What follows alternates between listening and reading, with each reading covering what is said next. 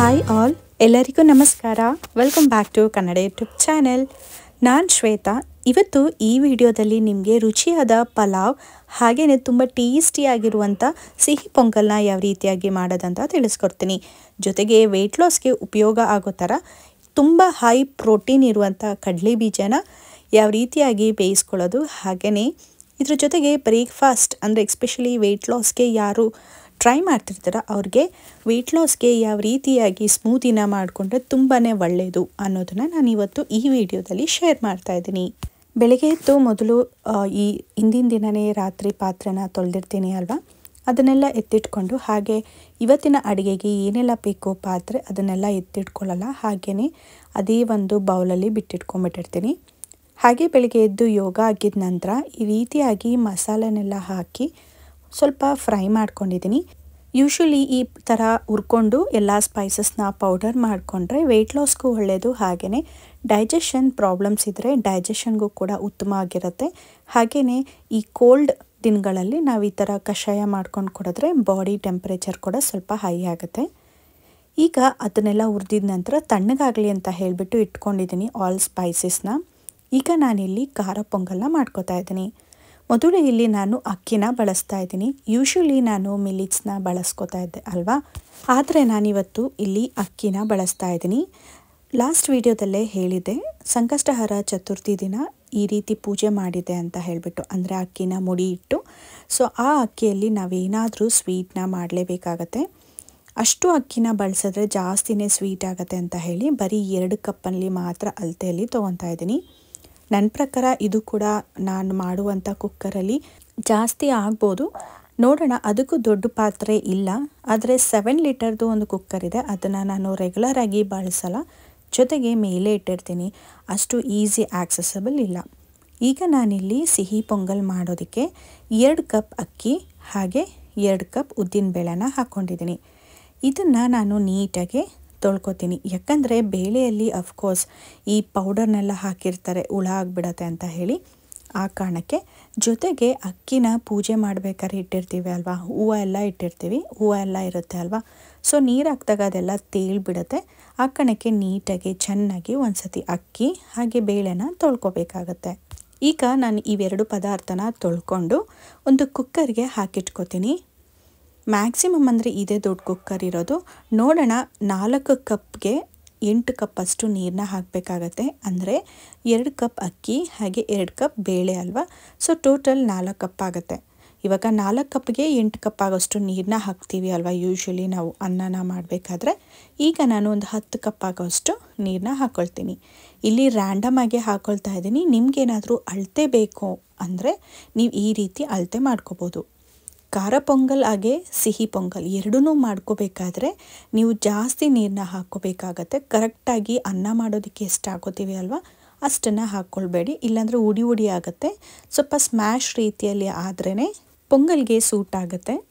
ಇವಾಗ ಕುಕ್ಕರ್ಗೆ ನೀರು ಹಾಕಬೇಕಾದ್ರೆ ಕುಕ್ಕರು ಕೂಡ ಫಿಲ್ ಆಯಿತು.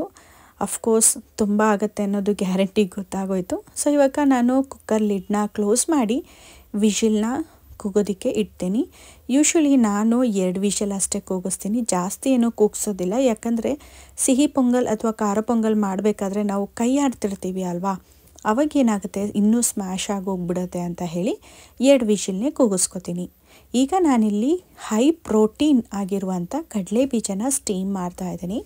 ಕಡಲೆ ಬೀಜನ ಹಸಿದು ತಿನ್ನೋದ್ರಿಂದ ಬಹಳನೇ ಒಳ್ಳೆಯದು. ಎಕ್ಸ್ಪೆಷಲಿ ನಾವು ಕಡಲೆ ಬೀಜನ ಹಿಂದಿನ ದಿನ ನೆನಾಕಿಟ್ಕೋಬೇಕು, ನಂತರ ಅದನ್ನು ತಿಂದರೆ ತುಂಬಾ ಒಳ್ಳೆಯದು. ನಾನು ಹಾಗೆ ಮಾಡಿದ್ದೀನಿ. ಹಿಂದಿನ ದಿನವೇ ಕಡಲೆ ಬೀಜನ ನೆನಾಕ್ಬಿಟ್ಟು ಬೆಳಗ್ಗೆ ಎದ್ದಾಗ ಸ್ವಲ್ಪ ಎಲ್ಲ ತೊಳೆದ್ಬಿಟ್ಟು ಇರೋ ನೀರನ್ನ ಸೋಸಿಬಿಟ್ಟು ಈ ರೀತಿ ಒಂದು ಬಾಕ್ಸಿಗೆ ಎತ್ತಿಟ್ಕೊಂಡಿದ್ದೆ. ಇವಾಗ ಅದೇ ಕಡಲೆ ಬೀಜನ ಈ ಥರ ಸ್ಟ್ರೈನರ್ ಇರುತ್ತೆ ನೋಡಿ, ಇದನ್ನು ಸೋಸೋದಕ್ಕಾದರೂ ಬಳಸ್ಕೋಬೋದು, ಅಥವಾ ಬೇಳೆ ಕಾಳುಗಳನ್ನು ತೊಳೆಯೋದಕ್ಕಾದರೂ ಯೂಸ್ ಮಾಡ್ಕೋಬೋದು, ಹಾಗೆ ಸ್ಟೀಮ್ಗೂ ಕೂಡ ಯೂಸ್ ಮಾಡ್ಕೋಬೋದು. ಈ ಥರದ್ದು ಡಿ ಮಾರ್ಟ್ ಅಥವಾ ವಿಶಾಲ್ ಮಾರ್ಟಲ್ಲಿ ನಿಮಗೂ ಕೂಡ ಸಿಗುತ್ತೆ, ನೀವು ಕೂಡ ತೊಗೊಳ್ಬೋದು. ಸೊ ಈ ರೀತಿ ಸ್ಟೀಮ್ ಮಾಡ್ಕೊಂಡು ತಿನ್ನೋದ್ರಿಂದ ದೇಹಕ್ಕೆ ತುಂಬಾ ಒಳ್ಳೆಯದು. ಹಾಗೆ ತರಕಾರಿ ಬೇಳೆ ಕಾಳುಗಳನ್ನು ನಾವು ಸ್ಟೀಮ್ ಮಾಡಿ ತಿನ್ನೋದ್ರಿಂದ ಅದರಲ್ಲಿರುವಂಥ ಯಾವುದೇ ಅಂಶನೂ ಕೂಡ ಹಾವಿ ಆಗಲ್ಲ, ಹಾಗೆ ದೇಹಕ್ಕೂ ಕೂಡ ಒಳ್ಳೆಯದು. ಇನ್ನು ಈ ಕಡೆ ಸಿಹಿ ಪೊಂಗಲ್ಗೂ ಕೂಡ ರೆಡಿ ಮಾಡ್ಕೋತಾ ಇದ್ದೀನಿ. ಸೊ ನಾನು ಬೆಲ್ಲನ ನೋಡೋಣ ಅಂತ ಹೇಳಿ ತೊಗೊಂಡೆ.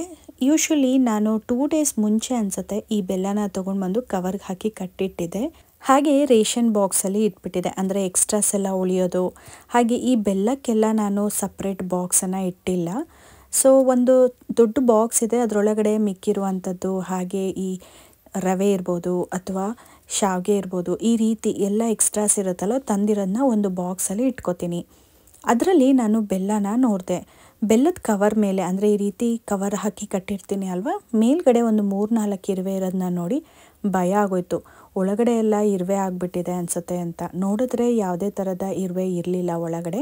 ಮತ್ತು ಅದಕ್ಕೆ ಇನ್ನೊಂದು ಕವರ್ನ ಹಾಕಿ ಕಟ್ಟಿಟ್ಕೋತಾ ಇದ್ದೀನಿ. ಯಾಕಂದರೆ ಅದ್ರ ಹಿಂದಿನ ತಿಂಗಳು, ಅಂದರೆ ಹೋದ ತಿಂಗಳು ನಾವು ಬೆಲ್ಲ ತಂದಿದ್ದು ಇನ್ನೂ ಸ್ವಲ್ಪ ಮಿಕ್ಕಿತ್ತು, ಅದನ್ನು ಬಳಸ್ಕೊಳ್ಳೋಣ ಅಂತ ಇವಾಗ ಹೊಸ ಬೆಲ್ಲ ಏನಿತ್ತು ಅದನ್ನು ಇನ್ನೊಂದು ಕವರ್ಗೆ ಎತ್ತಿಟ್ಕೊಂಡಿದ್ದೀನಿ. ಹಳೆ ಬೆಲ್ಲನ ನಾನು ಇವಾಗ ಓಪನ್ ಮಾಡ್ತಾ ಇದ್ದೀನಿ. ನೋಡ್ಬೋದು, ನಾನು ಯಾವುದಾದ್ರೂ ಸ್ವೀಟ್ ಮಾಡಿದಾಗ ಜಜ್ಜಿ ಇಟ್ಟಿರ್ತೀನಿ, ಈ ರೀತಿ ಪೌಡ್ರ್ ಮಾಡಿ ಇಟ್ಟಿರ್ತೀನಿ. ಸೊ ಆಲ್ರೆಡಿ ಒಂದು ಸ್ವಲ್ಪ ಪೌಡರ್ ಕೂಡ ಆಗಿತ್ತು. ನಾನಿವಾಗ ಏನು ಅದನ್ನು ಪೌಡ್ರ್ ಮಾಡೋಕ್ಕೆ ಹೋಗಲ್ಲ. ನಾನೊಂದು ಸತಿ ಇದನ್ನು ನೀರಿಗೆ ಹಾಕಿಬಿಟ್ಟು, ಹಾಗೆ ನಾನು ಬೆಲ್ಲದ ನೀರು ಮಾಡೋದಕ್ಕೆ ಎಷ್ಟು ನೀರು ಹಾಕ್ತೀನಲ್ವ ಆ ನೀರನ್ನ ಹಾಕಿಬಿಟ್ಟು ನಂತರ ನಾನು ಅದನ್ನು ಹಾಗೆ ಇಟ್ಕೊಂಡ್ಬಿಡ್ತೀನಿ. ಆವಾಗ ಸ್ವಲ್ಪನಾದರೂ ಕರಗುತ್ತೆ. ನೋಡ್ಬೋದು ಬೆಲ್ಲ ಈ ರೀತಿ ಇದೆ. ಒಂದು ಸತಿ ತೊಳ್ಕೊತೀನಿ, ಅಂದರೆ ಸ್ವಲ್ಪ ನೀರನ್ನ ಹಾಕಿ ಹಾಗೆ ಸೋಸ್ಕೊಂಡ್ಬಿಡೋದು. ಇವಾಗ ನೀರನ್ನ ಹಾಕಿ ಈ ರೀತಿ ಇಟ್ಕೊಂಡ್ಬಿಟ್ರೆ ಪೊಂಗಲ್ ಮಾಡಬೇಕಾದ್ರೆ ಬೆಲ್ಲನ ಕಾಯಕ್ಕಿಡ್ತೀವಿ ಅಲ್ವಾ, ಅಷ್ಟರೊಳಗೆ ಒಂದು ಸ್ವಲ್ಪ ನೆನ್ಕೊಂಡಿರತ್ತೆ. ಹಾಗೆಯೇ ಇವಾಗ ಬೆಲ್ಲದ ನೀರು ಮಾಡೋದಕ್ಕೂ ಕೂಡ 2 ಸ್ಟವ್ ಕೂಡ ಬ್ಯುಸಿ ಇದೆ. ಮಧ್ಯದಲ್ಲಿರುವಂಥ ಸ್ಟವ್ ಚಿಕ್ಕದೇನಿದೆ ಅದು ಬಂದು ಸ್ವಲ್ಪ ಚಿಕ್ಕ ಫ್ಲೇಮ್ ಇದೆ. ಆ ಕಾರಣಕ್ಕೆ ಅಲ್ಲಿ ನಾವು ದೊಡ್ಡ ದೊಡ್ಡ ಪಾತ್ರೆನ ಇಡೋಕ್ಕಾಗೋದಿಲ್ಲ. ಇನ್ನು ನೀವಿಲ್ಲಿ ನೋಡ್ಬೋದು, ಒಂದು ಕಡೆ ಕುಕ್ಕರ್ ಇಟ್ಟಿದ್ದೀನಿ, ಇನ್ನೊಂದು ಕಡೆ ಕಡಲೆ ಬೀಜ ಸ್ಟೀಮ್ ಆಗ್ತಾ ಇದೆ. ಅಷ್ಟರೊಳಗೆ ಇವತ್ತು ಸ್ಮೂದಿಗೆ ಹಾಗೆ ಸ್ವಲ್ಪ ರಸಾಯನ ಮಾಡೋಣ ಅಂತ ಕೂಡ. ಇನ್ನು ಬಾಳೆಹಣ್ಣು ಕೂಡ ಜಾಸ್ತಿ ಹಣ್ಣಾದ್ರೆ ತಿನ್ನೋದಕ್ಕೂ ಕೂಡ ಚೆನ್ನಾಗಿರಲ್ಲ, ಅದಕ್ಕೆ ಇವಾಗಲೇ ಮಾಡ್ಕೊಂಡ್ಬಿಡೋಣ ಅಂತ ಹೇಳಿಬಿಟ್ಟು ಈಗ ಬಾಳೆಹಣ್ಣೆಲ್ಲ ಸೈಡಿಗೆ ಎತ್ತಿಟ್ಕೊಂಡು ಬಿಡ್ತೀನಿ. ಇಲ್ಲಿಟ್ಕೊಂಡ್ರೆ ನನಗೆ ಓಕೆ ರಸಾಯನ ಮಾಡಬೇಕಂತ ನೆನಪು ಬರುತ್ತೆ. ಇನ್ನು ಇವತ್ತು ನಾನು ಬ್ರೇಕ್ಫಾಸ್ಟ್ನ ಮಿಲಿಟ್ಸ್ನ ಯೂಸ್ ಮಾಡಿಕೊಂಡು ಪಲಾವ್ನ ಮಾಡ್ತಾ ಇದ್ದೀನಿ. ಅದಕ್ಕೆ ಬೇಕಾಗಿರುವಂಥ ತರಕಾರಿ, ಈರುಳ್ಳಿ ಎಲ್ಲದನ್ನು ಹೆಚ್ಕೊಂಡು ಮತ್ತೆ ಇವಾಗ ಅಡುಗೆ ಮನೆಗೆ ಬಂದಿದ್ದೀನಿ. ಈಗ ನಾನು ಮಸಾಲನೆಲ್ಲ ಹುರಿದಿಟ್ಟಿದ್ದೆ ಅಲ್ಲ ಬೆಳಗ್ಗೆ, ಅದನ್ನು ಕೂಡ ಪೌಡ್ರನ್ನ ಮಾಡ್ಕೋಬೇಕು. ಬೆಳಗ್ಗೆ ಪೌಡ್ರ್ ಮಾಡ್ಕೊಳ್ಳೋದಕ್ಕೆ ಸ್ವಲ್ಪ ಬಿಸಿ ಬಿಸಿ ಇತ್ತು. ಬಿಸಿ ಇದ್ದಾಗಲೇ ರುಬ್ಬಿದ್ರೆ ಏನಾಗತ್ತಂದರೆ ಮುದ್ದೆ ಥರ ಆಗೋಗ್ಬಿಡುತ್ತೆ. ಆ ಕಾರಣಕ್ಕೆ ನಾನು ಇವಾಗ ತಣ್ಣಗಾಗೋದಕ್ಕೆ ಇಟ್ಟಿದ್ದೆ ಅಲ್ವಾ, ಇವಾಗ ನಾನು ಪೌಡರ್ನ ಮಾಡ್ಕೋತೀನಿ. ಇದರ ನಂತರ ನಾನು ಪಲಾವ್ಗೆ ಏನೆಲ್ಲ ಬೇಕು ಮಸಾಲಾನ ಹಾಕಿ ರುಬ್ಕೋತೀನಿ. ಆವಾಗ ಮಿಕ್ಸಿ ಕೆಲಸ ಎಲ್ಲದು ಕೂಡ ಮುಗ್ದೋಗುತ್ತೆ. ಮಸಾಲಾನ ರುಬ್ಬಿದ ನಂತರ ಅವಕೊಡೋ ಜ್ಯೂಸ್ನು ಕೂಡ ಮಾಡ್ಕೋಬೇಕಂದ್ರೆ ಅವಕೊಡೋ ಸ್ಮೂದಿನ ಮಾಡ್ಕೋಬೇಕು. ಸೊ ಆ ಸ್ಮೂದಿನೂ ಕೂಡ ನೀವು ನೋಡಿ ತುಂಬಾ ಚೆನ್ನಾಗಿರುತ್ತೆ, ಹಾಗೆ ವೆಯ್ಟ್ ಲಾಸ್ಗೂ ಕೂಡ ತುಂಬಾ ಒಳ್ಳೆಯದು. ಸೊ ಈ 3 ಕೆಲಸ ಆಗುತ್ತೆ ಅಂತ ಹೇಳಿ ಇವಾಗ ಬ್ಯಾಕ್ ಟು ಬ್ಯಾಕ್ ಎಲ್ಲದನ್ನು ಕೂಡ ರುಬ್ಕೋತೀನಿ. ಈಗ ಮೊದಲು ನಾನಿಲ್ಲಿ ಮಸಾಲಾನ ರುಬ್ಬಿಟ್ಕೊಂಡಿದ್ದಲ್ವ, ಈ ರೀತಿಯಾಗಿ ಸ್ಟ್ರೇನರ್, ಅಂದರೆ ಗ್ಲಾಸ್ ಸ್ಟ್ರೇನರ್ಗೆ ಹಾಕೋತಾ ಇದ್ದೀನಿ. ಈ ಬಾಕ್ಸ್ ಬಂದು ನಾನು ಪಿಕಲ್ನ ತೊಗೊಂಡಿದ್ದೆ ಅಲ್ವಾ, ಆ ಪಿಕಲ್ನ ಬಾಕ್ಸ್ ಇದು. ಈ ಮಾಲಲ್ಲಿ ನಾವು ಹೋದಾಗ ಈ ಕಾಫಿ ಪೌಡರ್, ಪಿಕಲ್ ಅಥವಾ ಜಾಮ್ನ ತೊಗೊಂಡ್ರೆ ಈ ಥರ ಗ್ಲಾಸ್ ಕಂಟೈನರಲ್ಲೇ ಇರುತ್ತೆ. ಸೊ ಆ ಥರ ತೊಗೊಂಡು ಬಂದರೆ ಈ ರೀತಿಯಾದ ಗ್ಲಾಸ್ ಕಂಟೈನರು ಕೂಡ ನಮಗೆ ಸಿಗುತ್ತೆ. ರೆಗ್ಯುಲರಾಗಿ ಯಾರಾದರೂ ಜಾಮ್ ಅಥವಾ ಪಿಕಲ್ ನಾವು ಹೊರಗಡೆಯಿಂದ ತೊಗೊಂಡು ಬಂದರೆ ಈ ರೀತಿಯಾಗಿ ಗ್ಲಾಸ್ ಜಾರ್ಗಳನ್ನ ಕಲೆಕ್ಷನ್ಸ್ನ ಮಾಡ್ಕೊಳ್ಬೋದು. ಇವಾಗ ನಾನು ಮಾಡಿರುವಂಥ ಪೌಡರ್ನ ನಾನು ಇವಾಗ ಒಂದು ಗ್ಲಾಸ್ ಕಂಟೈನರ್ ಬಾಕ್ಸಿಗೆ ಹಾಕಿ, ಹೇರ್ ಕಂಟೈನರ್ ಥರ ಮುಚ್ಚಳನೂ ಕೂಡ ಇರುತ್ತೆ, ಯಾವುದೇ ಥರ ಹೇರ್ ಕೂಡ ಪಾಸ್ ಆಗಲ್ಲ. ಸೊ ಅದನ್ನು ಕೂಡ ಕ್ಲೋಸ್ ಮಾಡಿ ಇಟ್ಕೋತೀನಿ. ಇನ್ನು ಸ್ಟೀಮ್ ಆಗ್ತಿತ್ತಲ್ವ, ಅದು ಕೂಡ ಸ್ಟೀಮ್ ಆಗಿತ್ತು, ಅದನ್ನು ಕೂಡ ಆಫ್ ಮಾಡಿ, ಹಾಗೆ ಕುಕ್ಕರು ಕೂಡ ಕೂಗಿತ್ತು. ಸೊ ಅದನ್ನು ಕೂಡ ಆಫ್ ಮಾಡಿ ಇಟ್ಕೊಂಡಿದ್ದೀನಿ. ಇನ್ನು ಪಲಾವ್ಗೆ ಮಸಾಲ ರುಬ್ಕೊಳ್ಳೋದಕ್ಕೆ ಹಸಿಮೆಣಸಿನ್ಕಾಯಿ, ಕರ್ಬೇವಿನ ಸೊಪ್ಪು, ಕೊತ್ತಂಬರಿ ಸೊಪ್ಪು ಬೇಕಿತ್ತು, ಅದನ್ನು ಕೂಡ ಎತ್ತಿಟ್ಕೋತಾ ಇದ್ದೀನಿ. ನಾನು ಲಾಸ್ಟ್ ವಿಡಿಯೋದಲ್ಲೇ ಶೇರ್ ಮಾಡಿದ್ದೆ, ಈ ರೀತಿಯಾಗಿ ಫ್ರಿಜ್ ಕಂಟೈನರ್ನ ತೊಗೊಂಡ್ರೆ ತುಂಬಾ ಉಪಯೋಗ ಆಗುತ್ತೆ. ಲಿಂಕ್ನ ಡಿಸ್ಕ್ರಿಪ್ಷನ್ ಬಾಕ್ಸಲ್ಲಿ ಹಾಕಿರ್ತೀನಿ. ಹೈ ಕ್ವಾಲಿಟಿ ಇದೆ. ನಿಮಗೇನಾದರೂ ಇಷ್ಟ ಆಯಿತು ಅಥವಾ ನಿಮಗೇನಾದರೂ ಇದರ ಅವಶ್ಯಕತೆ ಇದೆ ಅಂದರೆ ನೀವು ಕೂಡ ಹೋಗಿ ತೊಗೊಳ್ಬೋದು. ನಾನು ಅಮೆಝಾನಲ್ಲಿ ತೊಗೊಂಡೆ. ಮೀಶೋದಲ್ಲಿ ಒಂದೊಂದು ಸತಿ ಚೆನ್ನಾಗಿ ಬರಲ್ಲ ಅಂತ ಹೇಳಿ ಮತ್ತೆ ರಿಟರ್ನ್ ಕೊಡಬೇಕು, ಇನ್ನೂ ಸ್ವಲ್ಪ ದಿನ ಕಾಯಬೇಕು, ಇದೆಲ್ಲ ಆಗುತ್ತೆ ಅಂತ ಹೇಳಿ ಡೈರೆಕ್ಟ್ ಅಮೆಝಾನಲ್ಲೇ ಆರ್ಡ್ರ್ ಮಾಡ್ಕೊಂಡಿದ್ದೆ. ಇನ್ನು ನಾನಿಲ್ಲಿ ಪಲಾವ್ಗೆ ಮಸಾಲ ಏನೆಲ್ಲ ಬೇಕು ಅದನ್ನು ರೆಡಿ ಮಾಡಿ ಇಟ್ಕೊಂಡಿದ್ದೀನಿ. ಒಂದು 7 ಬೆಳ್ಳುಳ್ಳಿ ಇಳಕನ್ನ ತೊಗೊಂಡಿದ್ದೀನಿ, ಒಂದು 5ರಿಂದ 7 ಮೆಣಸು, ಒಂದು ಲವಂಗ, ಹಾಗೆ 1 ಇಂಚ್ ಆಗೋಷ್ಟು ಚಕ್ಕೆನ ತೊಗೊಂಡಿದ್ದೀನಿ. ಹಾಗೆ ಇಲ್ಲಿ ನಾನು ಶುಂಠಿನ ತೊಗೊಳ್ಬೇಕಿತ್ತು, ಆದರೆ ಹಸಿ ಶುಂಠಿ ಖಾಲಿ ಆಗಿರುವಂಥ ಕಾರಣ ನಾನಿಲ್ಲಿ ಒಣ ಶುಂಠಿನ ತಗೋತಾ ಇದ್ದೀನಿ. ಈ ರೀತಿ ಒಣ ಶುಂಠಿನ ತೊಗೊಂಡು ಬಂದು ಸ್ವಲ್ಪ ಕುಟ್ಟಿ ಹಾಗೆ ಅದನ್ನು ಒಂದು ಕಂಟೈನರ್ಗೆ ಹಾಕಿಟ್ಕೋತೀನಿ. ಎಮರ್ಜೆನ್ಸಿಗೆ ಬೇಕಾಗತ್ತೆ. ಹಾಗೆ ನಾವು ಪಾಯಸಕ್ಕೆ ಈ ರೀತಿ ಚಿಟಿಕೆಯಷ್ಟು ಶುಂಠಿ ಪೌಡರ್ನ ಹಾಕಿದ್ರೆ ತುಂಬಾ ಚೆನ್ನಾಗಿರುತ್ತೆ. ಈಗ ಒಂದು ಇಳ್ಕಷ್ಟು ಕರ್ಬೇವಿನ ಸೊಪ್ಪು, 4ರಿಂದ 5 ಹಸಿಮೆಣಸಿನ್ಕಾಯಿ. ಮಿಲ್ಲಿಟ್ಸ್ನ ಬಳಸ್ತಾ ಇರೋದ್ರಿಂದ ಸ್ವಲ್ಪ ಖಾರ ಕಡಿಮೆ ಹಾಕಿದ್ರೆ ಅದಕ್ಕೆ ಕರೆಕ್ಟ್ ಆಗುತ್ತೆ. ನೀವೇನಾದರೂ ರೈಸ್ನ ಬಳಸ್ತಿದ್ದೀರಾ ಅಂದರೆ ಒಂದು ಸ್ವಲ್ಪ ಖಾರನ ಜಾಸ್ತಿನೇ ಹಾಕಬೇಕಾಗತ್ತೆ. ಇನ್ನು 1/4 ಹಿಡಿಯಾಗೋಷ್ಟು ಕೊತ್ತಂಬರಿ ಸೊಪ್ಪನ್ನ ಹಾಕ್ಕೊಳ್ಳಿ. ಹಾಗೆ ಸೇಮ್ ಪ್ರಮಾಣದಲ್ಲಿ ಪುದೀನ ಸೊಪ್ಪು ಕೂಡ ಹಾಕ್ಕೊಳ್ಳಿ. ಪುದೀನ ಸೊಪ್ಪು ಪಲಾವ್ಗೆ ಒಂದೊಳ್ಳೆ ಫ್ಲೇವರ್ ಕೊಡುತ್ತೆ, ಒಂದೊಳ್ಳೆ ಘಮ ಕೊಡುತ್ತೆ. ನಾನು ಇಲ್ಲಿ ಎಲ್ಲ ಕ್ವಾಂಟಿಟಿನೂ ಸ್ವಲ್ಪ ಹಾಕ್ಕೊಳ್ತೀನಿ. ಯಾಕಂದರೆ ಮಿಲ್ಲಿಟ್ಸ್ಗೆ ನಾವು ಸ್ವಲ್ಪ ಕಡಿಮೆ ಹಾಕಿ ಮಾಡಿದ್ರೇ ಚೆನ್ನಾಗಿರುತ್ತೆ. ಹಾಗೆ ತೆಳುವಾಗಿ ಮಾಡಿದ್ರೇ ಹೇಗೆ ಅಂದರೆ ನಾವು ಅಕ್ಕಿನ ಬಳಸ್ಕೊಂಡು ಏನೆಲ್ಲ ಮಾಡ್ತೀವಿ ಅಲ್ವಾ, ಅದೇ ಥರ ಮಿಲ್ಲಿಟ್ಸ್ನ ಕೂಡ ಬಳಸ್ಕೊಂಡು ಅಡುಗೆಗಳನ್ನ ಮಾಡ್ಬೋದು. ಆದರೆ ಅಕ್ಕಿನ ಬಳಸ್ಕೊಂಡು ನಾವೊಂದು ಪಲಾವ್ ಮಾಡಬೇಕಾದ್ರೆ 10 ಖಾರದ ಮೆಣಸಿನ್ಕಾಯಿನ ಹಾಕಿದ್ರೆ, ಮಿಲ್ಲಿಟ್ಸ್ನ ಬಳಸಬೇಕಾದ್ರೆ ಒಂದು 6ರಿಂದ 7 ಮೆಣಸಿನ್ಕಾಯಿ ಹಾಕಿದ್ರೆ ಸಾಕಾಗುತ್ತೆ. ಖಾರ ಬೇಗನೆ ಅಬ್ಸರ್ವ್ ಆಗುತ್ತೆ. ಈಗ ನೋಡ್ಬೋದು ಎಲ್ಲದೂ ಕೂಡ ರೆಡಿ ಆಗೋಯ್ತು. ಹಾಗೆ ಅಷ್ಟರೊಳಗೆ ಈ ಕಡೆ ಕಡಲೆ ಬೀಜನೂ ಕೂಡ ಬೆಂದಿತ್ತಲ್ವ. ಸೊ ಈ ರೀತಿ ಈ ನೀರನ್ನ ಚೆಲ್ಬಿಟ್ಟು ಮತ್ತೆ ಬಾಣಲಿನ ಅವಾಗಿಂದ ತೊಳೆದಿಟ್ಕೊಂಡ್ಬಿಟ್ರೆ ನಮಗೂ ಕೂಡ ಈಸಿ ಆಗುತ್ತೆ. ಇವಾಗ ಪಲಾವ್ ಮಾಡೋದಕ್ಕೆ ನಾನೊಂದು ಕುಕ್ಕರ್ನ ಇಟ್ಕೊಂಡಿದ್ದೀನಿ. ಕುಕ್ಕರು ಸ್ವಲ್ಪ ಕಾದಿದ ನಂತರ ಇದಕ್ಕೆ ನಾನು ಎಣ್ಣೆ ಕೂಡ ಹಾಕೋತೀನಿ. ಇಲ್ಲಿ ನಾನು ಊದಲು ಮಿಲ್ಲಿಟ್ಸ್ ಅಂತ ಇರುತ್ತಲ್ವ, ಆ ಮಿಲ್ಲಿಟ್ಸ್ನ ನೆನಾಕಿಟ್ಕೊಂಡಿದ್ದೀನಿ. ರಾತ್ರಿನೇ ನೆನಾಕಿಟ್ಕೊಂಡಿದ್ದೆ. ಹಾಗೆ ನೀರು, ನೆಂದಿದ್ದ ನೀರು ಒಂದೊಂದು ಸತಿ ಚೆಲ್ತೀನಿ, ಒಂದೊಂದು ಸತಿ ಚೆಲ್ಲಲ್ಲ. ಯಾಕಂದರೆ ಆ ನೀರೇನಾದರೂ ಮೇಲ್ಗಡೆ ಈ ಕೆನೆ ಕಟ್ಟುತ್ತೆ ಗೊತ್ತಾ, ಆ ರೀತಿ ಬಂತಂದರೆ ನೀರನ್ನ ಚೆಲ್ಕೊಬಿಡ್ತೀನಿ. ಈಗ ಎಣ್ಣೆ ಕಾದಿದೆ ಅಂದರೆ 1 ಸ್ಪೂನ್ ಎಣ್ಣೆ ಹಾಕಿದ್ದೀನಿ. 1 ಸ್ಪೂನ್ ಎಣ್ಣೆ ಕಾದಿದ ನಂತರ ಇದಕ್ಕೆ ಅರ್ಧ ಸ್ಪೂನ್ ಆಗೋಷ್ಟು ಸೋಂಪು, 2 ಪಲಾವ್ ಎಲೆನ ಹಾಕ್ಕೊಳ್ಳಿ. ನಂತರ 1 ಸ್ಪೂನ್ ಆಗುವಷ್ಟು ಕಸ್ತೂರಿ ಮೆಂತಿ, ಇಷ್ಟನ್ನು ಹಾಕ್ಕೊಂಡು ಚಿಟಿಕೆಯಷ್ಟು ಇಂಗನ್ನ ಹಾಕ್ಕೊಂಡು ಹೆಚ್ಚಿಟ್ಕೊಂಡಿರುವಂಥ ಈರುಳ್ಳಿನೂ ಕೂಡ ಹಾಕ್ಕೊಂಡು ಚೆನ್ನಾಗಿ ಫ್ರೈ ಮಾಡ್ಕೊಳ್ಳಿ. ನಾನಿಲ್ಲಿ 1 ಮೀಡಿಯಮ್ ಸೈಜ್ ಆದಂಥ ಈರುಳ್ಳಿನ ತಗೊಂಡು ಹಾಕ್ಕೊಂಡಿದ್ದೀನಿ. ಇಷ್ಟು ಫ್ರೈ ಆಗಿದ ನಂತರ ಕರ್ಬೇವಿನ ಸೊಪ್ಪನ್ನ ಹಾಕೋತಾ ಇದ್ದೀನಿ. ನಾನು ರುಬ್ಬೋದಕ್ಕೆ ಸ್ವಲ್ಪ ಜಾಸ್ತಿ ಬಳಸಿರೋದ್ರಿಂದ ಇಲ್ಲಿ ನಾನು ಬರೀ 1 ಇಳ್ಕನ್ನ ಮಾತ್ರ ಹಾಕೋತಾ ಇದ್ದೀನಿ. ನಂತರ ಇಲ್ಲಿ 3 ಥರದ ತರಕಾರಿನ ಹೆಚ್ಚಿ ಹಾಕ್ಕೊಂಡಿದ್ದೀನಿ. ಎಲ್ಲ ಚಿಕ್ಕ ಚಿಕ್ಕ ಬಟ್ಲಲ್ಲಿ ಅಳತೆ ಆಗೋ ಥರ ಬೀನ್ಸ್, ಕ್ಯಾರೆಟ್ ಹಾಗೆಯೇ ಗೆಡ್ಡೆಕೋಸು ಇಷ್ಟನ್ನು ಕೂಡ ಹೆಚ್ಚಿಟ್ಕೊಂಡಿದ್ದೀನಿ. ಸೊ ಇಷ್ಟನ್ನು ಹಾಕ್ಕೊಂಡಿದ್ದೀನಿ. ಇವತ್ತು ನಾನು ಬಟಾಣಿನ ಬಳಸ್ತಾ ಇಲ್ಲ, ಬೇಕಂತಲೇ ಬಳಸ್ತಾ ಇಲ್ಲ. ಮಿಲ್ಲಿಟ್ಸ್ ಚಿಕ್ಕದಾಗಿರುತ್ತೆ ಅಲ್ವಾ ಅಕ್ಕಿ, ಸೊ ಬಟಾಣಿ ಜಾಸ್ತಿ ಬಳಸಿದ್ರೆ ಚೆನ್ನಾಗಿರಲ್ಲ. ಹಾಗೆಯೇ ಈ ಥರ ತರಕಾರಿ ಹಾಕಿ ಮಾಡಬೇಕಾದ್ರೆ ಬಟಾಣಿ ಸ್ವಲ್ಪ ಕಡಿಮೆ ಹಾಕಬೇಕಾಗತ್ತೆ. ಸೊ ಇವತ್ತು ಬಟಾಣಿ ಇಲ್ಲದೇ ಮಾಡೋಣ ಅಂತಲೇ ಬೇಕಂತಲೇ ಬಟಾಣಿನ ಹಾಕಿಲ್ಲ. ನಿಮಗೇನಾದರೂ ಬಟಾಣಿ ಇಷ್ಟ ಆಗುತ್ತೆ ಅಂದರೆ ಹಾಕ್ಕೊಳ್ಳಿ. ನನಗೂ ಕೂಡ ತುಂಬಾ ಇಷ್ಟ ಬಟಾಣಿ. ಈ ಖಾರ ಪೊಂಗಲ್ಗೆ ಅಥವಾ ಬಿಸಿಬೇಳೆಭಾತ್ಗಂತೂ ನಾನು ಮಿಸ್ ಮಾಡೋದೇ ಇಲ್ಲ. ಆದರೆ ನಾನು ಮಿಲ್ಲಿಟ್ಸಲ್ಲಿ ಪಲಾವ್ ಮಾಡ್ತಿದ್ದೀನಿ ಅಂದರೆ ಮಾತ್ರ ಬಟಾಣಿನ ಮಿಸ್ ಮಾಡ್ತೀನಿ. ಈಗ ತರಕಾರಿ ಎಲ್ಲ ಚೆನ್ನಾಗಿ ಬೆಂದಿದ ನಂತರ ನಾನು ರುಬ್ಬಿಟ್ಕೊಂಡಿರುವಂಥ ಈ ಮಸಾಲಾನ ಕೂಡ ಹಾಕೋತಾ ಇದ್ದೀನಿ. ಈ ಮಸಾಲ ತರಿಯಾಗಿ ರುಬ್ಬಿಟ್ಕೊಂಡ್ರೆ ತುಂಬಾ ಚೆನ್ನಾಗಿರುತ್ತೆ. ಫುಲ್ ನುಣ್ಣದಾಗೂ ಕೂಡ ರುಬ್ಕೊಳ್ಳೋಕ್ಕಾಗಲ್ಲ. ನಾನಿಲ್ಲಿ ನೀರು ಹಾಕ್ತೇನೆ ರುಬ್ಬಿದ್ದೀನಿ. ಯಾಕಂದರೆ ರುಬ್ಬೋದಕ್ಕೆ ಹಾಕೋ ಅಂಥ ಪದಾರ್ಥ ಸ್ವಲ್ಪ ಕಡಿಮೆ ಇರುತ್ತೆ. ಮಿಕ್ಸಿ ಜಾರಲ್ಲಿ ತಳದಲ್ಲಿ ಕೂತ್ಕೊಂಡ್ಬಿಡತ್ತಲ್ವ, ನೀರು ಹಾಕಿದ್ರೆ ನುಣ್ಣಗಾಗೋದಿಲ್ಲ ಅಂತ ಹೇಳಿ ನೀರನ್ನ ಹಾಕದೆ ರುಬ್ಕೊಂಡಿದ್ದೆ. ನಂತರ ಸ್ವಲ್ಪ 1 ಸ್ಪೂನ್ ಆಗೋಷ್ಟು ನೀರನ್ನ ಹಾಕ್ಕೊಂಡು ಬೇಕಾದರೆ ರುಬ್ಕೋಬಹುದು. ನಾನಿಲ್ಲಿ ನೀರು ಹಾಕ್ತೇನೆ ರುಬ್ಬಿದ್ದೀನಿ. ಇದಾದಮೇಲೆ ರುಚಿಗೆ ತಕ್ಕಷ್ಟು ಉಪ್ಪನ್ನು ಕೂಡ ಹಾಕಿದ್ದೀನಿ.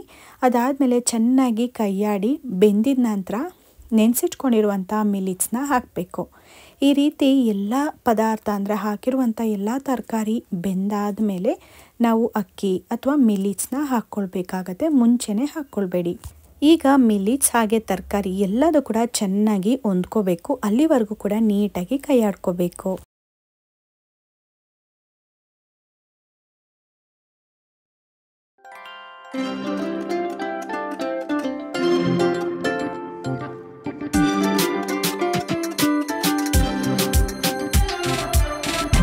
ಈಗ ಸ್ವಲ್ಪ ಮಿಕ್ಸಿ ಜಾರ್ಗೆ ಕೂಡ ನೀರನ್ನ ಹಾಕ್ಕೊಂಡು ಅದರಲ್ಲಿರುವಂಥ ಈ ರುಬ್ಬಿರುವಂಥ ಮಸಾಲ ಉಳ್ಕೊಂಡಿರುತ್ತಲ್ವ ಅದನ್ನೆಲ್ಲ ನೀಟಾಗಿ ತಕ್ಕೊಂಡಿದ್ದಾಯಿತು.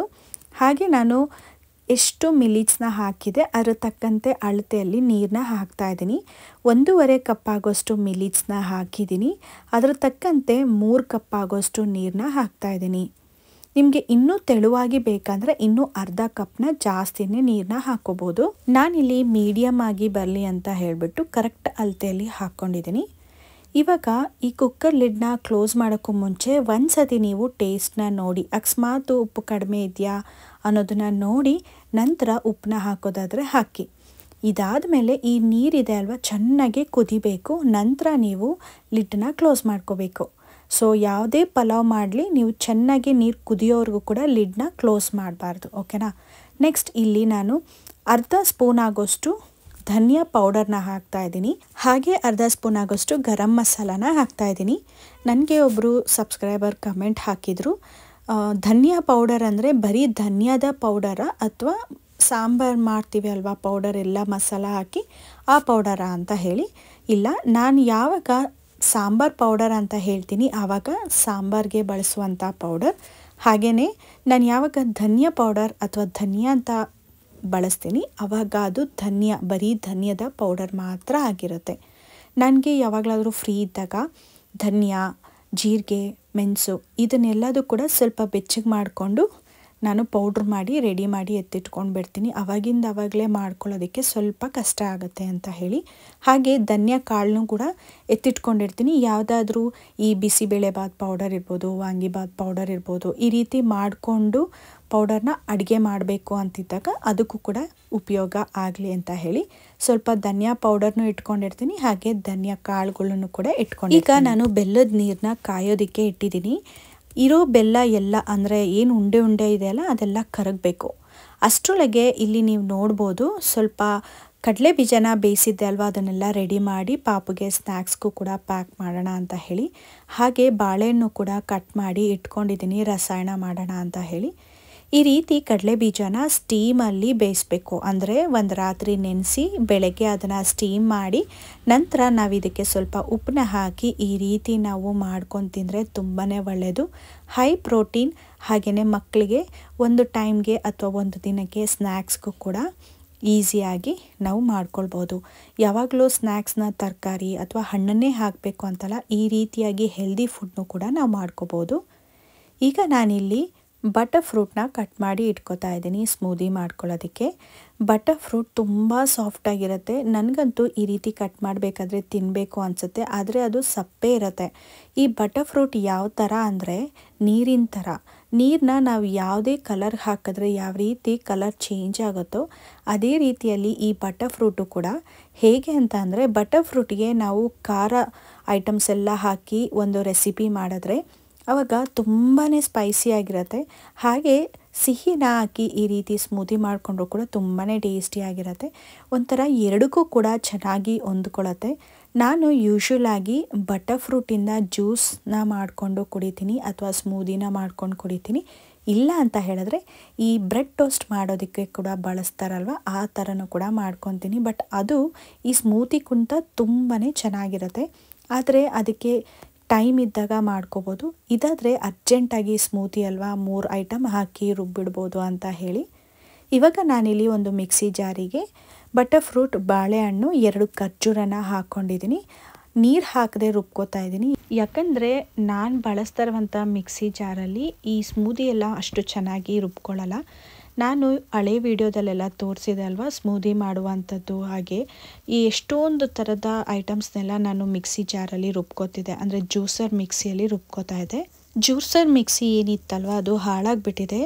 ಅದು ಅಂಗಡಿಗೂ ಕೂಡ ಕೊಟ್ಟು ಕಳಿಸಿದ್ವಿ. ಬಟ್ ಆದರೆ ಅದರಲ್ಲಿ ಏನೋ ಒಂದು ವಯರ್ ಏನೋ ಸುಟ್ಟಿದೆ, ಅದು ನಮಗೆ ಸಿಕ್ಕಿಲ್ಲ ಅಂತೇಳಿ ಮತ್ತೆ ವಾಪಸ್ ತಂದು ಹಾಗೆ ಇಟ್ಟಿದ್ದೀವಿ. ನೀವು ಈ ವಿಡಿಯೋ ನೋಡ್ತಾ ಇದ್ದು ಹಾಗೆ ನಿಮಗೆ ಯಾವುದಾದ್ರೂ ಜ್ಯೂಸರ್ ಮಿಕ್ಸರ್ ಚೆನ್ನಾಗಿರೋ ಬ್ರ್ಯಾಂಡ್ದು ಹಾಗೆ ಚೆನ್ನಾಗಿರೋದು ಯಾವ ಥರ ಮಾಡೆಲ್ ಇತ್ತಂದರೆ ದಯವಿಟ್ಟು ಕಮೆಂಟ್ ಬಾಕ್ಸಲ್ಲಿ ತಿಳಿಸಿ.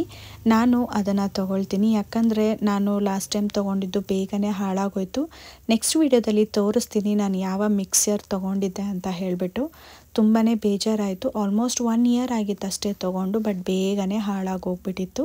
ನಿಮ್ಗೆ ಯಾರಿಗಾದರೂ ಚೆನ್ನಾಗಿರುವಂಥ ಜ್ಯೂಸರ್ ಮಿಕ್ಸರ್ ಗೊತ್ತು ಹಾಗೆ ನೀವು ಬಳಸ್ತಾ ಇದ್ರೆ ತುಂಬಾ ಚೆನ್ನಾಗಿದೆ ಅಂದರೆ ದಯವಿಟ್ಟು ಆ ಬ್ರ್ಯಾಂಡ್ ಹಾಗೆ ಮಾಡೆಲ್ನ ಶೇರ್ ಮಾಡಿ ನನಗೆ ಕಮೆಂಟ್ ಬಾಕ್ಸ್ ಮೂಲಕ, ಸೊ ದಟ್ ನಾನು ಕೂಡ ಅದನ್ನು ತಗೋತೀನಿ. ಇನ್ನು ಸಿಹಿ ಪೊಂಗಲ್ಗೆ ಅಂತ ಹೇಳಿ ಕುಕ್ಕರಲ್ಲಿ ಅಕ್ಕಿ ಮತ್ತು ಬೇಳೆನ ಕೂಗಿಸಿದೆ ಅಲ್ವಾ, ಅದ್ರ ಲಿಡ್ಡು ಕೂಡ ತೆಗೆದುಬಿಟ್ಟು ಸ್ವಲ್ಪ ಕೈ ಆಡಿಬಿಟ್ಟು ತಣ್ಣಗಾಗಲಿ ಅಂತ ಹೇಳಿ ಹಾಗೆ ಬಿಟ್ಟಿದ್ದೀನಿ. ಇನ್ನು ಪಲಾವು ಕೂಡ ಕೂಗಿತ್ತು. ಸೊ ಪಲಾವ್ ತುಂಬ ಟೇಸ್ಟಿಯಾಗಿ ತುಂಬ ಘಮ ಘಮ ಅಂತ ಅನ್ನಿಸ್ತಿತ್ತು. ತುಂಬ ಅಂದರೆ ತುಂಬ ಚೆನ್ನಾಗಿ ಬಂದಿತ್ತು. ಸೊ ಈ ರೀತಿಯಾಗಿ ನೀವು ಕೂಡ ಮಿಲಿಟ್ಸ್ನ ಬಳಸ್ಕೊಂಡು ಟ್ರೈ ಮಾಡಿ. ಮಿಲಿಟ್ಸಿಂದ ತುಂಬ ಜನ ಬರೀ ಗಂಜಿನ ಮಾಡ್ಕೋತಾರೆ. ಸೊ ಇವಾಗ ಪಲಾವ್ ಎಲ್ಲ ರೆಡಿ ಆಯ್ತಲ್ವ, ಪಾಪುಗೆ ತಿಂಡಿನ ಕೊಡ್ತಾ ಇದ್ದೀನಿ. ಸ್ಕೂಲ್ಗೆ ಟೈಮ್ ಆಗಿಬಿಡುತ್ತೆ. ಹಾಗೆಯೇ ನಾನು ಅವಳಿಗೆ ಲಂಚ್ ಬಾಕ್ಸು ಕೂಡ ರೆಡಿ ಮಾಡಿ ಇಟ್ಕೋತಾ ಇದ್ದೀನಿ. ಸೊ ಸ್ನ್ಯಾಕ್ಸಿಗೆ ಅಂತ ಹೇಳಿಬಿಟ್ಟು ಕಡಲೆ ಬೀಜನ ಹಾಕಿದ್ದೀನಿ. ಇನ್ನು ಲಂಚಿಗೆ ಪಲಾವ್ನ ಹಾಕ್ತಾಯಿದ್ದೀನಿ. ನನ್ನ ಮಗಳಿಗೆ ತಿಂಡಿ ಕೊಟ್ಟಿದ್ದಾದಮೇಲೆ ನನಗೆ ಗೊತ್ತಾಯಿತು ಸ್ವಲ್ಪ ಉಪ್ಪು ಕಡಿಮೆ ಇದೆ ಅಂತ. ನಾನು ಟೇಸ್ಟ್ ಮಾಡೋದು ತುಂಬಾ ಕಡಿಮೆ. ಸೊ ಇವಾಗ ಒಂದು ಸ್ವಲ್ಪ ಉಪ್ಪನ್ನ ಹಾಕಿ ಚೆನ್ನಾಗಿ ಮಿಕ್ಸ್ ಮಾಡಿದ ನಂತರ ಇವಾಗ ಬಾಕ್ಸಿಗೆ ಹಾಕ್ತಾಯಿದ್ದೀನಿ. ನಾನಿಲ್ಲಿ ಪಲಾವ್ನ ಮಾಡಿದ್ರೆ ನನ್ನ ಮಗಳಿಗೆ ಕಂಪಲ್ಸರಿ ಮೊಸರು ಕೊಟ್ಟು ಕಳಿಸ್ಬೇಕು. ರೈಸ್ನ ಹಾಕಿ ಪಲಾವ್ನ ಮಾಡಿದ್ರೆ ಅವಳು ಯಾವುದೇ ಥರ ಮೊಸರು ಬೇಕಂತ ಕೇಳಲ್ಲ. ಮಿಲಿಟ್ಸಿಂದ ನಾನೇನಾದರೂ ಪಲಾವ್ನ ಮಾಡಿದ್ರೆ ಅವಳಿಗೆ ಮೊಸರು ಬೇಕೇ ಬೇಕು. ಹಾಗೆ ಇನ್ನು ಮಿಕ್ಕಿದಂಥ ಪಲಾವ್ನ ಸ್ವಲ್ಪ ಹಾಟ್ ಬಾಕ್ಸ್ಗೆ ಎತ್ತಿಟ್ಟಿದ್ದೀನಿ. ಇನ್ನು ಸ್ವಲ್ಪ ಮಿಕ್ಕಿದೆ, ಅದನ್ನು ಹಾಗೆ ಇಟ್ಕೊಂಡಿದ್ದೀನಿ. ಇನ್ನು ರಾತ್ರಿನೂ ಕೂಡ ಮೊಸರನ್ನ ಎಪ್ಪಾಕಿ ಇಟ್ಕೊಂಡಿದ್ದೆ. ನೋಡ್ಬೋದು ಮೊಸರು ಎಷ್ಟು ಚೆನ್ನಾಗಿ ಬಂದಿದೆ ಅಂತ. ನಾನು ಲಾಸ್ಟ್ ವಿಡಿಯೋದಲ್ಲೇ ಶೇರ್ ಮಾಡಿದ್ದೀನಿ. ಚೆನ್ನಾಗಿ ಹಾಲನ್ನ ಕಾಯಿಸ್ಬಿಟ್ಟು ಅದಕ್ಕೆ ಹಸಿಮೆಣಸಿನ್ಕಾಯಿ ತೊಟ್ಟು ಸಮೇತ ಹಾಗೆ ತೊಟ್ಟನ್ನ ಕಿತ್ತಿ ಹಾಕಿದ್ರೆ ಮೊಸರು ತುಂಬ ಚೆನ್ನಾಗಿ ಒದಗುತ್ತೆ, ಹಾಗೆ ಗಟ್ಟಿಯಾಗಿ ಇರುತ್ತೆ ಅಂತ. ಇನ್ನು ಲಂಚ್ ಬಾಕ್ಸ್ಗೆ ಸ್ನ್ಯಾಕ್ಸಿಗಂತೂ ರೆಡಿ ಮಾಡಿದಾಯಿತು. ಇವಾಗ ರಸಾಯನಕ್ಕೆ ಹಾಗೆಯೇ ಸಿಹಿ ಪೊಂಗಲ್ಗೆ ಅಂತ ಹೇಳಿ ತೆಂಗಿನಕಾಯಿನ ತುರ್ಕೊಂಡಿದ್ದೀನಿ. ತುರೆಮಣೆಯಲ್ಲಿ ತುರ್ಕೊಳ್ಳೋದಕ್ಕೆ ತೆಂಗಿನಕಾಯಿ ಹೊಡಿಬೇಕಾದ್ರೇ ಸಿಪ್ಪೆಯಿಂದ ಆಚೆ ಎಬ್ಕೊಂಡು ಬಂದುಬಿಟ್ಟಿತ್ತು. ಆ ಕಾರಣಕ್ಕೆ ಈ ರೀತಿ ನಾನು ಕೊಬ್ಬರಿ ತುರಿಯುವಂಥ ಒಂದು ಇದಿರುತ್ತಲ್ಲ ಅದರಲ್ಲೇ ತುರ್ಕೋತಾ ಇದ್ದೀನಿ. ಇನ್ನು ಈ ಕುಕ್ಕರ್ನ ನೋಡಿ ಹಾಗೆಯೇ ಅಲ್ಲಿ ಇರುವಂಥ ಅಕ್ಕಿ ಬೇಳೆ ಬೆಂದಿದೆ ಅಲ್ವಾ, ಅದನ್ನು ಕಲಿಸ್ತಾ ಇದ್ದರೆ ಮನಸ್ಸಲ್ಲಿ ಏನು ಅನ್ನಿಸ್ತಿದೆ ಅಂದರೆ ಹೇಗಪ್ಪ ಕಲಿಸೋದು, ನೆಕ್ಸ್ಟು ಚೆಲ್ಲುತ್ತಲ್ವಾ ಅಂತ ಹೇಳಿ. ಬಟ್ ಸ್ಟಿಲ್ ಏನು ಮಾಡೋದು, ಇನ್ನೊಂದು ಪಾತ್ರೆ ಇಲ್ಲ, ಅಂದರೆ ದೊಡ್ಡ ಪಾತ್ರೆ ಇದೆ ಬಟ್ ಇದಕ್ಕೂ ನೆಕ್ಸ್ಟ್ ಸೈಜಿನ ಪಾತ್ರೆ ಇಲ್ಲ. ಆ ಕಾರಣಕ್ಕೆ ಇದರಲ್ಲೇ ಅಡ್ಜಸ್ಟ್ ಮಾಡೋಣ. ಹಾಗೆ ಮೇಲೆ ಹತ್ತಿ ತೊಗೊಳ್ಳೋಷ್ಟು ಟೈಮು ಕೂಡ ಈಗಿರಲಿಲ್ಲ. ಇನ್ನು ಇವಾಗ ಈ ಅಕ್ಕಿ ಬೇಳೆನ ಕೂಗಿಸಿಟ್ಕೊಂಡಿದ್ದೆ ಅಲ್ವಾ, ಅದಕ್ಕೇ ಈ ಬೆಲ್ಲನೂ ಕೂಡ ಕಾಯಿಸಿ ಹಾಗೆ ಸೋಸಿ ಇಟ್ಕೊಂಡಿದ್ದೆ. ನೀವು ನೋಡ್ಬೋದು ಸೋಸಿದಾಗ ಹುಲ್ಲಾದರೂ ಇರ್ಬೋದು ಅಥವಾ ಕಲ್ಲಾಗಿರ್ಬೋದು ಅಥವಾ ಏನಾದರೂ ಧೂಳು ಬಿದ್ದಿದ್ರೆ ಎಲ್ಲದು ಕೂಡ ಸಿಗುತ್ತೆ. ಬೆಲ್ಲನ ಕರಗಿಸಿದ ನಂತರ ಸೋಸ್ಕೊಳ್ಳೋದು ತುಂಬಾ ಇಂಪಾರ್ಟೆಂಟ್ ಆಗುತ್ತೆ. ಈಗ ನಾನು ಬೆಲ್ಲದ ನೀರನ್ನ ಹಾಕಿ ಚೆನ್ನಾಗಿ ಮಿಕ್ಸ್ ಮಾಡ್ತಾ ಇದ್ದೀನಿ. ಸ್ವಲ್ಪ ನಿಧಾನಕ್ಕೆ ಮಿಕ್ಸ್ ಮಾಡ್ಕೋತಾ ಇದ್ದೀನಿ, ಯಾಕಂದರೆ ಮತ್ತೆ ಜೋರಾಗಿ ಮಿಕ್ಸ್ ಮಾಡಿದ್ರೆ ಆ ಬೆಲ್ಲದ ನೀರೆಲ್ಲ ಆಚೆ ಚೆಲ್ಲೋ ಥರ ಆಗ್ತಾಯಿತ್ತು. ಎಷ್ಟೇ ಹುಷಾರಾಗಿ ನಿಧಾನಕ್ಕೆ ನಾನು ಕಲಿಸಿದ್ರು ಕೂಡ 1-2 ಸತಿ ಹೊರಗಡೆ ಬಿದ್ದೇ ಬಿಡ್ತು.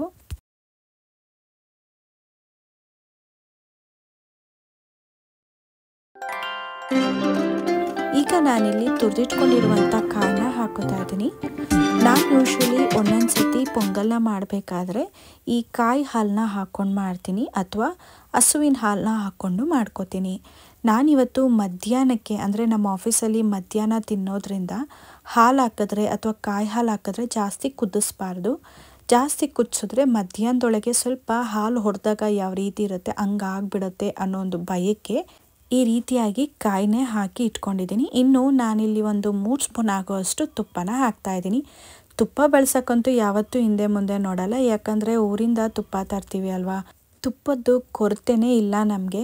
ಇನ್ನು ಎಲ್ಲ ಅಡುಗೆಗೂ ತುಪ್ಪನ ಹಾಕಿ ರೂಢಿ ಆಗಿಬಿಟ್ಟಿದೆ.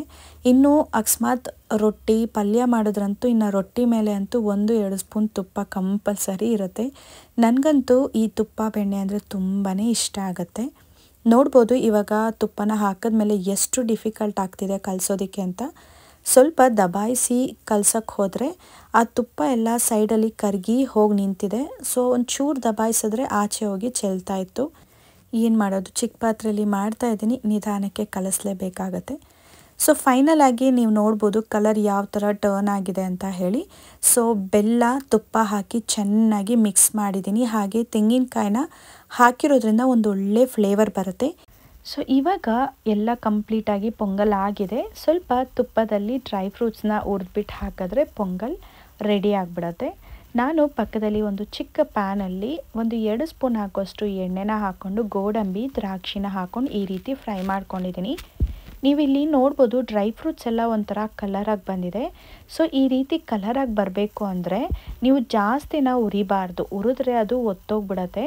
ಎಣ್ಣೆ ಅಥವಾ ತುಪ್ಪ ಕಾದಾಗ ಒಂದು ಚಿಟಿಕೆಯಷ್ಟು ಬೆಲ್ಲನ ಹಾಕಿಬಿಟ್ಟು ನಂತರ ಡ್ರೈ ಫ್ರೂಟ್ಸ್ನ ಹಾಕಿದ್ರೆ ಈ ರೀತಿಯಾಗಿ ಅದ್ರ ಮೇಲೆಲ್ಲ ಬೆಲ್ಲ ಕೂತ್ಕೊಳ್ಳೋದ್ರಿಂದ ಕಲರ್ ಕನ್ವರ್ಟ್ ಆಗುತ್ತೆ.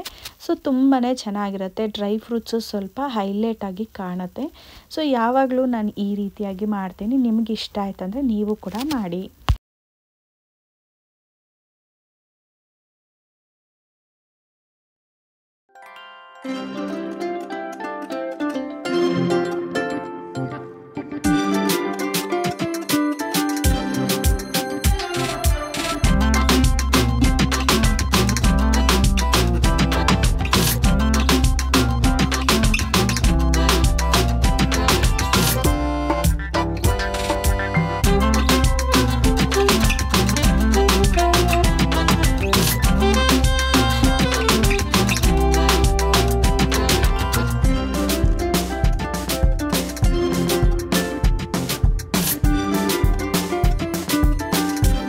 ಫೈನಲಿ ಪೊಂಗಲ್ ಅಂತೂ ರೆಡಿ ಆಯಿತು. ನಾನು ಆಫೀಸ್ಗೂ ಕೂಡ ಫಟಾಫಟ್ ಅಂತ ಹೇಳಿ ಪ್ಯಾಕ್ ಮಾಡ್ಕೊತೀನಿ.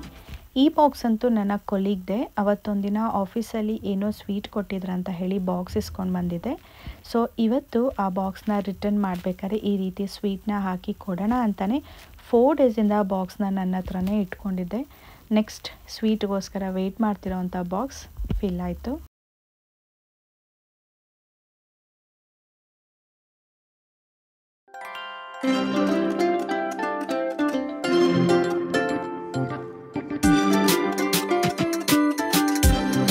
ಇನ್ನು ಪೊಂಗಲು ಕೂಡ ಸ್ವಲ್ಪ ಉಳ್ಕೊಂಡ್ರು. ಸೊ ನಮ್ಮ 3 ಜನಕ್ಕೆ ಇದು ಸರಿ ಹೋಗುತ್ತೆ ಅಂತ ಹೇಳ್ಬಿಟ್ಟು ಪೊಂಗಲ್ನೆಲ್ಲ ನೀಟಾಗಿ ಈ ಥರ ಮಾಡಿ ಎತ್ತಿಟ್ಕೊಂಡಿದ್ದಾಯಿತು. ಇನ್ನು ರಸಾಯನಕ್ಕೆ ಬೆಲ್ಲ ಹಾಕಿರಲಿಲ್ಲ, ಬೆಲ್ಲನೂ ಕೂಡ ಹಾಕಿ ಕಲಸಿದ್ದಾಯಿತು. ಇನ್ನು ಊಟನ ಅರೇಂಜ್ ಮಾಡಿ ಹೊರಡೋದಷ್ಟೇ ಆಫೀಸಿಗೆ. ಸೊ ಬೆಳಗಿನ ಕೆಲಸ ಎಲ್ಲ ಆರಾಮಾಯ್ತಂದರೆ ಈವ್ನಿಂಗ್ ಕೆಲಸ ಸ್ವಲ್ಪ ಈಸಿಯಾಗಿ ಹೋಗ್ಬಿಡುತ್ತೆ. ಇನ್ನು ಸ್ಮೂತಿ ಕೂಡ ರೆಡಿ ಆಯಿತು. ನನ್ನ breakfast butter fruit smoothie ready ಆಯಿತು. ಸೊ ಬ್ರೇಕ್ಫಾಸ್ಟ್ನ ಮಾಡಿಕೊಂಡು ಆಫೀಸ್ಗೆ ಹೋಗುವಂಥ ಸಮಯ. ನಿಮ್ಮೆಲ್ಲರಿಗೂ ನಾನು ತೋರಿಸಿರುವಂಥ ರೆಸಿಪಿ ಇಷ್ಟ ಆಗಿದೆ ಅಂತ ಅನ್ಕೋತೀನಿ. ನಾನಿವತ್ತು ಈ ವಿಡಿಯೋದಲ್ಲಿ ಮಿಲಿಟ್ಸ್ನ ಬಳಸ್ಕೊಂಡು ಪಲಾವ್ನ ಕ್ವಿಕ್ಕಾಗಿ ಮಾಡೋದು ಯಾವ ರೀತಿ ಅಂತ ತಿಳಿಸ್ಕೊಟ್ಟಿದ್ದೀನಿ. ಹಾಗೆ ಸಿಹಿ ಪೊಂಗಲ್ನ ಮಾಡೋದು ಹೇಗೆ ಅಂತ ತಿಳಿಸ್ಕೊಟ್ಟಿದ್ದೀನಿ. ಸಿಹಿ ಪೊಂಗಲ್ ಇನ್ನೂ ವಿಭಿನ್ನವಾಗಿ ಮಾಡ್ತಾರೆ, ನಾನು ನೆಕ್ಸ್ಟ್ ಬರುವಂಥ ವಿಡಿಯೋದಲ್ಲಿ ತೋರಿಸ್ತೀನಿ. ಹಾಗೆಯೇ ವೆಯ್ಟ್ ಲಾಸ್ಗೆ ಯೂಸ್ ಆಗೋ ಥರ ಸ್ಮೂತಿನೂ ಕೂಡ ತೋರಿಸ್ಕೊಟ್ಟಿದ್ದೀನಿ. ನೀವು ಕೂಡ ಟ್ರೈ ಮಾಡಿ ನಿಮ್ಮ ಅನಿಸಿಕೆನ ಕಮೆಂಟ್ ಬಾಕ್ಸಲ್ಲಿ ತಿಳಿಸಿ. ಹಾಗೆ ಸಬ್ಸ್ಕ್ರೈಬ್ ಆಗದೆ ನೋಡ್ತಾ ಇದ್ದೀರಾ ಅಂದರೆ ದಯವಿಟ್ಟು ಸಬ್ಸ್ಕ್ರೈಬ್ ಆಗಿ. ಈ ವಿಡಿಯೋ ಇಷ್ಟ ಆಯ್ತಂದರೆ ಲೈಕ್ ಮಾಡಿ. ನೆಕ್ಸ್ಟ್ ವಿಡಿಯೋದಲ್ಲಿ ನಾನು ವಿಭಿನ್ನವಾಗಿರುವಂಥ ಅಡುಗೆ ಜೊತೆಗೆ ಬರ್ತೀನಿ. ಅಲ್ಲಿವರೆಗೂ ಟೇಕ್ ಕೇರ್, ಬಾಯ್.